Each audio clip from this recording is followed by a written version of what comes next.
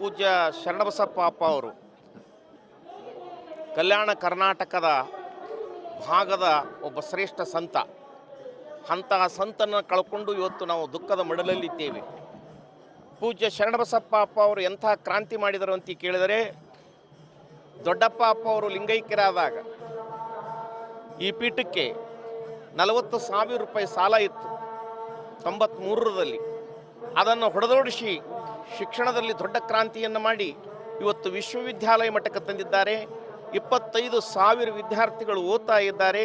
3,000 ಮಂದಿ ಶಿಕ್ಷಕರಿದ್ದಾರೆ. ಇದಲ್ಲದೆ 5,000 ಜನ ಸ್ವಾಮಿಗಳಿದ್ದರೂ ಕೂಡ ವಿಶ್ವಗುರು ಬಸವಣ್ಣನವರ ಮೂರ್ತಿ ಯಾರಿಗೆ ಪಾರ್ಲಿಮೆಂಟ್ನಲ್ಲಿ ಕೂಡಿಸೋಕ್ಕಾಗಿದ್ದಿಲ್ಲ. ಅದು ಶರಣಬಸಪ್ಪ ಅಪ್ಪ ಅವರು ಪಾರ್ಲಿಮೆಂಟ್ನಲ್ಲಿ ಕೂಡಿಸಿದರು, ಅಬ್ದುಲ್ ಕಲಾಂ ವಾಜಪೇಯಿ ಸರ್ಕಾರದಲ್ಲಿ. ಜೊತೆಗೆ ಕಲ್ಯಾಣ ಕರ್ನಾಟಕ ಆಗಬೇಕು ಅಂತ ಬಹುದಿನದ ಬೇಡಿಕೆ ಅವರು. ಹೈದರಾಬಾದ್ ಕರ್ನಾಟಕ ಹೋಗಬೇಕು, ಕಲ್ಯಾಣ ಕರ್ನಾಟಕ ಆಗಬೇಕು ಅಂತ ಯಡಿಯೂರಪ್ಪರ ಮೇಲೆ ಒತ್ತಡ ತಂದು ಈ ಕಲ್ಯಾಣ ಕರ್ನಾಟಕ ಮಾಡಿದ ಶ್ರೇಯಸ್ಸು ಪೂಜ್ಯ ಶರಣಬಸಪ್ಪ ಅಪ್ಪ ಅವರಿಗೆ ಸಿಗ್ತಾ ಇದೆ. ಭಕ್ತರ ಮೇಲೆ ಅಪಾರವಾದ ಗೌರವ.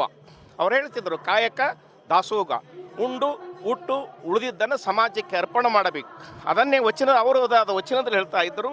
ತನಗಾಗಿ ಮಾಡುವುದು ಉಪಜೀವನ, ಇತರರಿಗಾಗಿ ಮಾಡುವುದು ಒಳ್ಳೆಯ ಜೀವನ, ಇತರರಿಗಲ್ಲದೆ ಪರಹಿತಕ್ಕಾಗಿ ಮಾಡುವುದು ಪರಮಾತ್ಮನ ಕಾಣುವುದು ದಾಸೋಗ ಜೀವನ. ಕಾಯಕ ಮತ್ತು ದಾಸೋಗಕ್ಕೆ ಮಹತ್ವ ಕೊಟ್ಟ ಏಕೈಕ ವ್ಯಕ್ತಿ ಈ ಭಾಗದಾಗ ಅಭಿನವ ಬಸವಣ್ಣ ಅಂದರೆ ಅದು ಶರಣಬಸಪ್ಪ ಅಪ್ಪ ಅವರು. ಅಂಥವರನ್ನು ಕಳ್ಕೊಂಡು ಇವತ್ತು ನಾವು ದುಃಖದಲ್ಲಿದ್ದೇವೆ. ಭಕ್ತರು ಆತಂಕ ಪಡುವ ಅವಶ್ಯಕತೆ ಇಲ್ಲ. ಮುಂಜೆ ಚಿರಂಜೀವಿ ದೊಡ್ಡಪ್ಪ ಅಪ್ಪ ಅವರು ಇದ್ದಾರೆ. ರಾಣಿ ಚಿತ್ತೂರು ಚೆನ್ನಮ್ಮನಂತೆ ದ್ರಾಕ್ಷಾಯಣಿ ತಾಯಿ ಬೆನ್ನೆಲುವಾಗಿ ಈ ಸಂಸ್ಥೆಯನ್ನು ನಡೆಸ್ಕೊಂಡು ಹೋಗ್ತಾ ಇದ್ದಾರೆ. ಶರಣಬಸಪ್ಪ ಅಪ್ಪ ಅವರ ಆತ್ಮಕ್ಕೆ ಶಾಂತಿ ಸಿಗಲಿ ಅಂತ ಹಾರೈಸ್ತೀವಿ.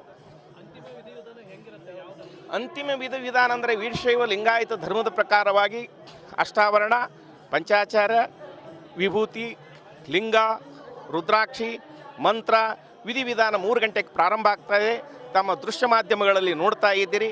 ಅದನ್ನು ಬಹಳ ವೈಶಿಷ್ಟ್ಯಪೂರ್ಣವಾಗಿ ಜರುಗ್ತಾ ಇದೆ.